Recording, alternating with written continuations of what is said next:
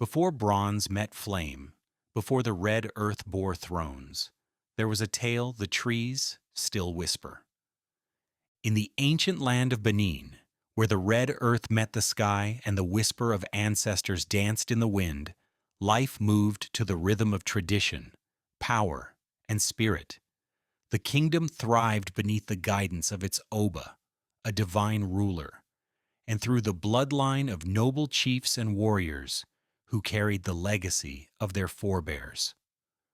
Amidst the vast compound of Chief Iduos, the Oba's most trusted war general, were two daughters, born to different mothers but raised under the same roof.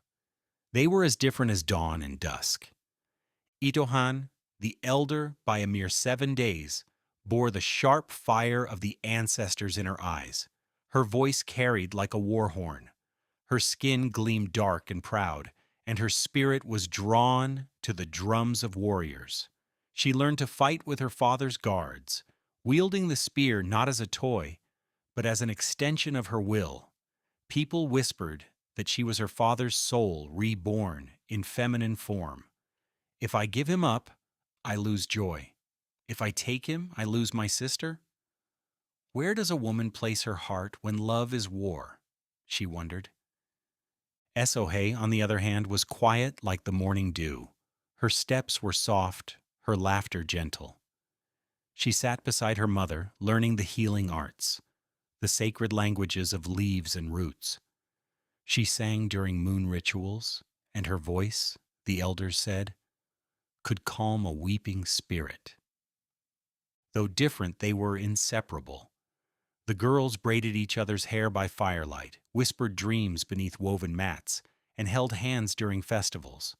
They were sisters not just by blood but by bond. But in the heart of every great story lies a shadow, and theirs would begin with a gaze.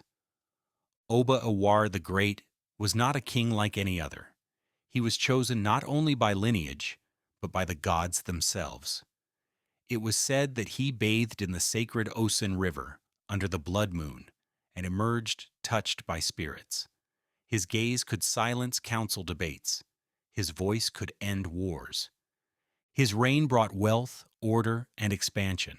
Artisans carved his likeness into ivory, and bronze heads were molded to preserve his rule for eternity.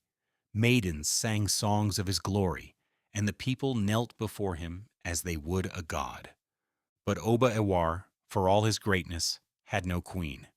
During the festival of Yugi, a sacred celebration of renewal and power, maidens from all over the empire danced before the Oba.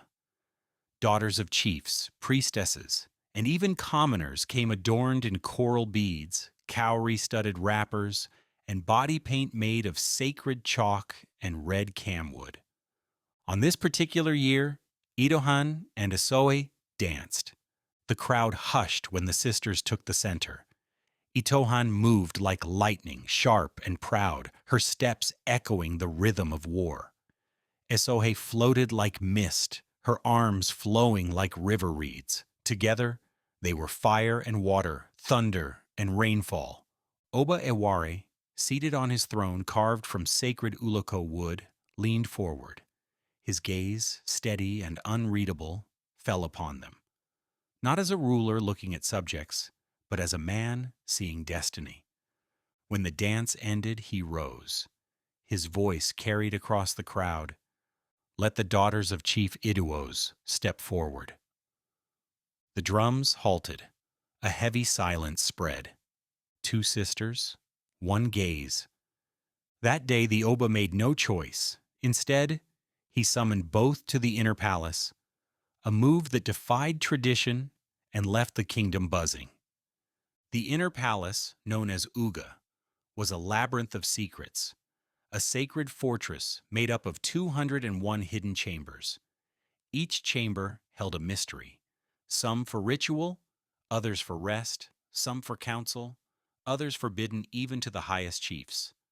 Only the chosen dwelt there, queens, priestesses, and the Oba's most trusted inner circle. The air smelled of incense and tamarind, and the walls shimmered with carvings of victories past. Itohan and Esohe were led into this maze of coral-colored corridors, past silent guards, and into separate chambers, each grander than anything they had ever imagined. The sisters had entered a world few ever saw, where the lines between dream and destiny blurred. At first, they believed it was a test. Surely, only one would be crowned queen. But days passed, then weeks, and every night Oba Ewar visited them, sometimes Itohan, sometimes Esohe, speaking words that filled their hearts with hope and fire. To Itohan, he whispered, "You are my lioness. When war drums beat, your voice will command beside mine. You are the pulse of my conquest." To Esohe, he said, "You are my moonlight. In you I find silence, a peace only the gods could grant. You are my balm after battle." Each sister believed she was the chosen one, but Oba Ewar carried a secret. The night before the festival of Yugi, he had received a vision. Flames engulfing the palace, screams echoing, and two women wailing. The voice of his ancestor, Omonoyan, boomed in his dream. Two sisters, one throne, blood will feed the soil. He awoke shaken but silent. Rather than act, he delayed, hoping love could conquer fate. But fate never forgets. One morning, as the harmattan winds blew through the palace corridors, Itohan found Esohe beneath the sacred fig tree. In her hand was a golden comb, one only gifted by the Oba to a favored consort. Itohan's eyes narrowed. "Where did you get that?" Esohe looked up, startled. "He gave it to me. Last night, he said I was his moon." Itohan's voice sharpened. "He told me I was his lioness, that no other woman could stand beside him." They stared at each other, hearts pounding. What began as confusion twisted into suspicion. Then came silence. Then distance. Soon their laughter stopped. They no longer ate together. Servants felt the chill in the air and whispered through corridors. The Olokan priestess, women of spiritual rank, approached the Oba. "You must choose," they warned. "The ancestors grow restless. Blood and love cannot share the same house." But Oba Ewar, shackled by emotion and ego, refused. And so, the seed of destruction took root. The night was heavy with thunder. Rain slammed against the palace walls. Lightning lit the sky like ancestral warnings. Itohan, restless, walked the halls. The guards did not stop her. She was a royal guest. She moved through the silence until she reached the Oba's chamber. The doors were ajar. Inside, beneath soft linen and draped coral, Esohe slept beside the Oba. Itohan did not scream. She did not cry. She turned away, her steps swift, her heart molten. She walked barefoot into the storm, through the gates, past the shrine of Olokun, into the forbidden forest of Ebohon, where spirits lived and only those seeking vengeance dared venture. There, beneath the shrine of Ogiuwu, god of death, she smeared her hands in chalk, tore coral beads from her neck, and knelt. "Let my heart be stone," she whispered. "Let love rot. If I cannot have him, neither shall she. Let her beauty wither. Let her breath falter. Let silence take her place." The forest trembled, and the gods listened. By dawn, Esohe collapsed. Healers came, diviners were summoned. Drums of mourning echoed softly. They examined her, chanting, burning herbs, seeking answers. The verdict, spoken with trembling lips: "A curse lies within the palace. Sister has turned against sister. Oba Ewer was devastated. He held Esohe's frail body, her skin cold and her eyes fading.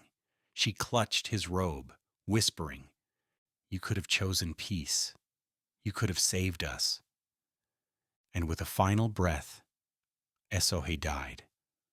The palace mourned, women wailed. The uloko tree beneath which she had once sung became her resting place. Coral beads were buried with her, but one figure stood silent, Itohan. She had won. But victory had no joy. The people whispered.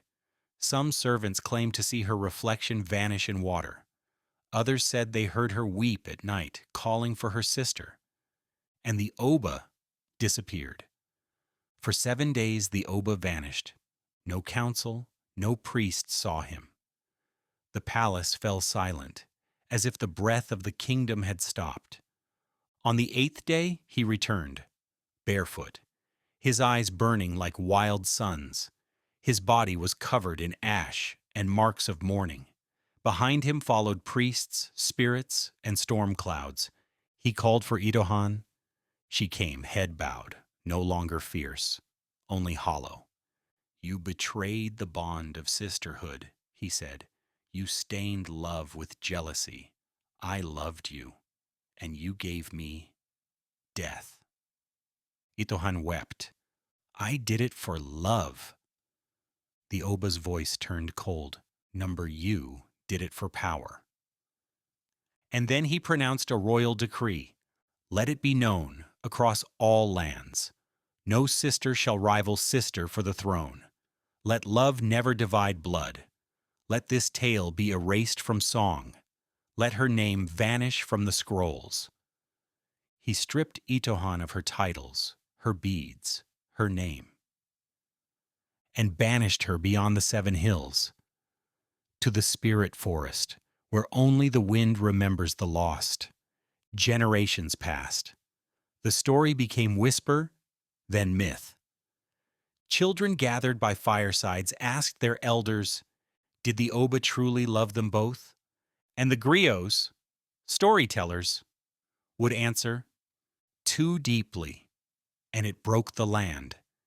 Some say that on full moons, beneath the fig tree, a soft hum can be heard, a lullaby of sorrow.